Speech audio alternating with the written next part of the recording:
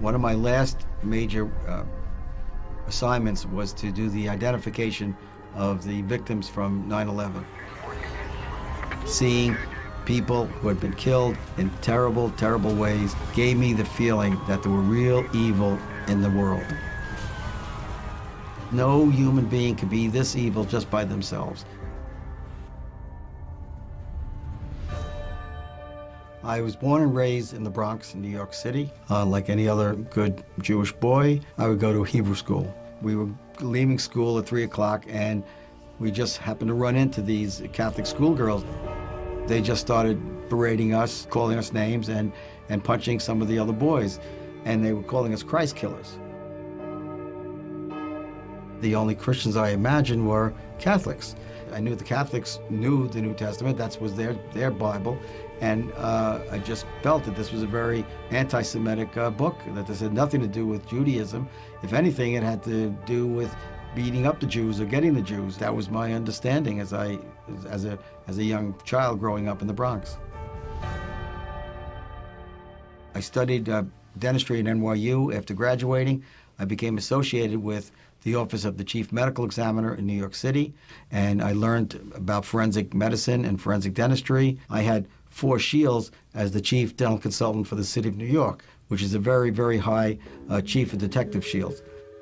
The tragedy of 9/11 reminded me of what it was to work in the medical examiner's office. The real personification of evil existed in that office. It was terrible, but I knew the corollary was true, that there was this good part that would be opposing evil, and that, of course, is God.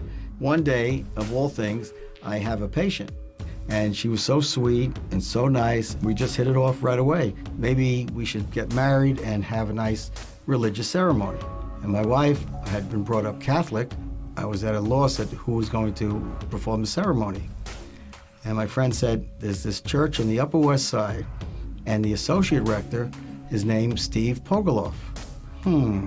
Steve Pogoloff, that doesn't sound like a very Episcopalian name. Obviously, Pogoloff was also Jewish. One day in the church, they announced that there was going to be a series, an evening series, of the Jewish perspective of Jesus given by a Jewish person who believes in Jesus. It was so intriguing, the title and what he was going to speak about, that we said, I really like to go and listen to him, and I did. So I went that first night, and the guest lecturer for that night for the next 2 weeks was Bob Mendelsohn. I said, you mean to tell me, Bob, since I'm a Jew, and I'm a pretty good Jew, I don't even cheat on my income taxes, and I can say that with a straight face, and I could do all these things, you're telling me that unless I believe in this person, Jesus, that I will not go to heaven? Yep. You're not going to go. You have to believe there's only one way, and that way is through Jesus Christ. I mean, what chutzpah, what nerve to say that to somebody and to believe that? It's just unbelievable. Well, when I first started reading the New Testament with the expectation that I was going to be reading this real anti-Semitic, anti-Jewish book, it was just the opposite. I said, how could anybody say this is an anti-Semitic book? It's a very, very Jewish book. All the apostles, who I thought were Catholic, obviously they were not, were all Jewish boys. They were just like me. I was shocked. The scripture only points to one man, and it points to Jesus. I said, this resurrection is true.